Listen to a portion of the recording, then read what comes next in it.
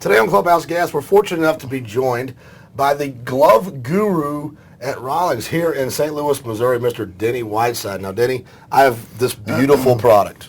I mean, it's absolute work of art, and I've just picked it up, ready to go play, but it needs a little something. It needs to be broken in. Okay. But I know how to break in the glove. Okay. You know, I'm the host of a youth sports web television show. I know how to break in the glove. I'm sure you do, I just need a couple of tips. Okay. All right. So do you think you can help me through? Absolutely. All right. So I'm going to go home and I'm going to tie it up and I'm going to put it in the oven, but I don't know what to preheat my oven to. All right. Now, are we talking about your glove, or are we talking about the pan of brownies that you're getting ready to Pan cook? of brownies obviously has already been cooked and consumed. I'm talking about the glove. All right. The first thing, Casey, you never want to do is put your glove in an oven. It's a no-no.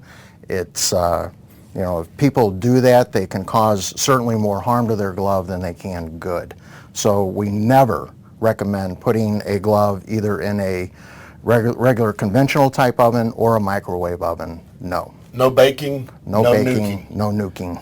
All right. So everybody says I can put it in the oven, but you're saying it's a bad idea. Why is Well, it? it's a bad idea because what you're probably going to do, you're going to heat up the outer surface of the glove, okay? Even if you put some kind of a treatment on the glove, and they direct you to put the glove in the oven to help speed up the break-in process. Right.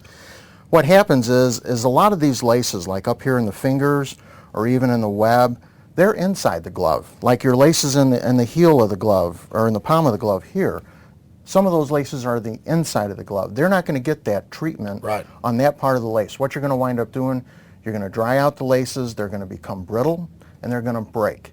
And that's Bad. bad, you know, bad. because you think you're doing the right thing for your glove, and actually you're doing much more harm. So just never put it in the oven for no matter what reason. No matter what, don't No bake matter your what glove. reason. No. Okay. No.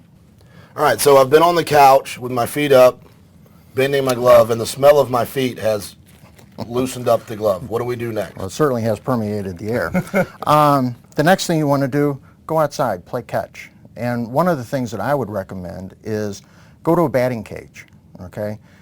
You can set the speed for the ball that's being thrown to you, and it's going to be thrown to you at the same spot every time. It's going to be repetitious and quick. So you're going to break your glove in a lot quicker if you do something like that, or go outside and play with your buddy. Right. Okay.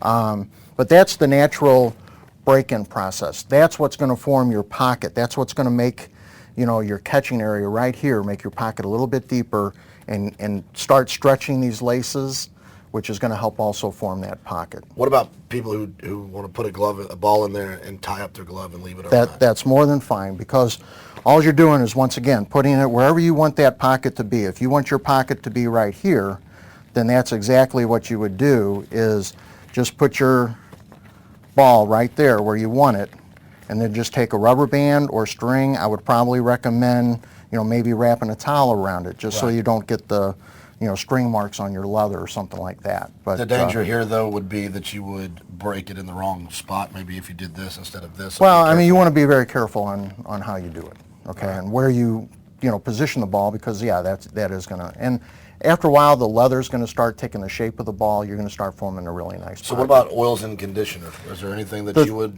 put on a glove? Some leathers already come pre-oiled, okay, in the tanning process. Other leathers do not, okay. The thing that you don't want to do is over-oil your glove. If you think that adding more oil to the glove is going to help it break in quicker, that's not right. All you're doing is really adding more weight to your glove, and you don't want to do that, okay. So what I would recommend is simply taking, we have the Rawlings Pro Preferred Leather Lotion here, and putting it actually just on a cloth like this, okay?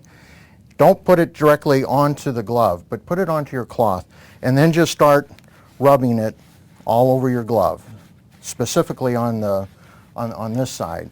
And you can see it'll change the color of the leather a little bit, and it'll dry out and, you know, dissipate and soak into the leather a little bit. But you don't want to use too much. Do this before or after you've worked with it? You can do it either way. It doesn't really matter. I would recommend doing it after. So okay? after you've been to the batting cage and caught 150 balls. Go ahead and just wipe it down real lightly. Do not put your oil directly on the glove, because what happens is is your oil is going to be concentrated just in one area. If you put it on your rag, now it's on the rag, you can wipe off your whole inside, outside of your glove.